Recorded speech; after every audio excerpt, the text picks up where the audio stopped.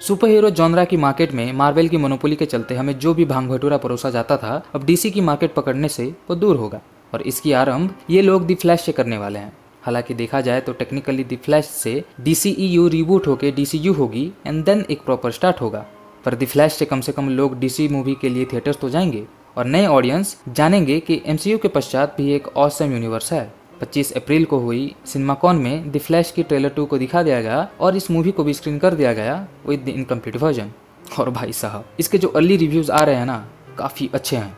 हर कोई इसकी CGI, VFX, action और परफॉर्मेंस की वाहवाही किए जा रहा है, जो कि एक्सपेक्टेड थी। पर जो बात बिल्कुल भी एक्सपेक्टेड नहीं थी वो है इसकी कॉमेडी को ज़बरदस्त अप्रिसिएशन मिलना। आई नो कि फ्लैश एक बिल्कुल ही जॉली गुड कैरेक्टर है, बट माई फ्रेंड, अगर तुमने फ्लैश पॉइंट पैराडॉक्स या फिर एनिमेटेड मूवी देखी हुई है देन यू नो कि ये कितनी डार्क और डिप्रेसिंग स्टोरी है। पर जो भी हो, we are really excited about it. पर जो भी विचार हैं वो तो हम 16 जून में इसे देखने के बाद ही बताएंगे। बात करें ट्रेलर 2 की, तो ये पूरा का पूरा ट्रेलर डेडिकेटेड था बैटमैन और फ्लैश के लाइफ के टेंजेंट को दिखाने में।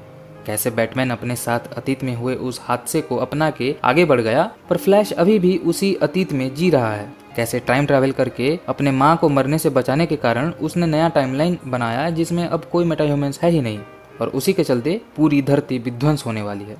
और फिर उसे इस बात को समझना होगा कि कैसे समय समांतर है और उसके साथ की गई हर एक छेड़खानी से परिणाम कितना भयानक हो सकता है। और फिर उसे भी अपने माँ को मरने देना होगा, अपने बाप को फॉल्स चार्जेस में जेल जाने देना होगा और इस सत्य को अपनाना होगा। पर शायद इस बात पे दोनों बैरी के बीच में कुछ अनबन होगी और उसका परिणाम होगा द डार्क फ्लैश, इस मूवी का असली विलन, जिसके बारे में हमें फिर से कुछ भी नहीं बताया गया, जो कि अच्छी बात है। बैरी के स्पीड फोर्स को एक्सेस करने के लिए 2 बार शॉक वेव खाना, अल्टरनेट बैरी का सूट के लिए माइकल कीटन के बैटमैन के सूट को मॉडिफाई करना और दोनों बैरी के हमारे सुपरगर्ल कारा के साथ मिलकर जॉर्ड के साथ लड़ना। मैं इस सारे मोमेंट्स के लिए ना बहुत बहुत बहुत एक्साइटेड हूँ।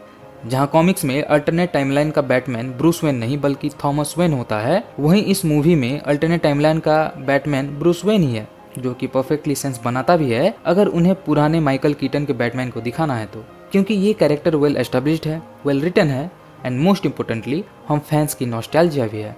मुझे बस देखना है कि डार्क फ्लैश एक बिल्कुल ही अलग टाइमलाइन का स्पीडस्टर होगा या फिर अल्टरनेट बेरी का ही फ्यूचर वर्जन, क्योंकि एट द एंड फ्लैश को अपने माँ को मरने देना ही होगा, तभी तो ये वर्ल्ड रिबूट होगा।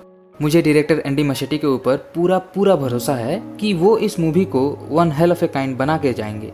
यहाँ तक कि कैरेक्टर्स के इमोशंस और पर्सपेक्टिव डायनामिक्स भी परफेक्टली बैलेंस होंगे, क्योंकि स्पाइडरमैन और फ्लैश में यही तो समानता है कि ये 2 कैरेक्टर्स सुपर हीरोज होते हुए भी काफ़ी ह्यूमन है और तभी तो इतने रिलेटेबल भी है। खैर, थ्योरीज तो बहुत सारे हैं, पर अभी उचित समय नहीं है उनके विषय में चर्चा करना। तुम्हारा भाई हथौड़ा लेके खड़ा है, जैसे ही लोहा गर्म होगा हथौड़ा मार दिया जाएगा और उस फैन थ्योरीज की चिंगारियों में हम सब मिलकर इस पूरे सुपर हीरो कम्युनिटी में आग लगा देंगे। तब तक तुम लोग फ्लैश पॉइंट की जितनी हो सके उतनी कॉमिक्स पर डालो। सायोनारा, जय हिंद।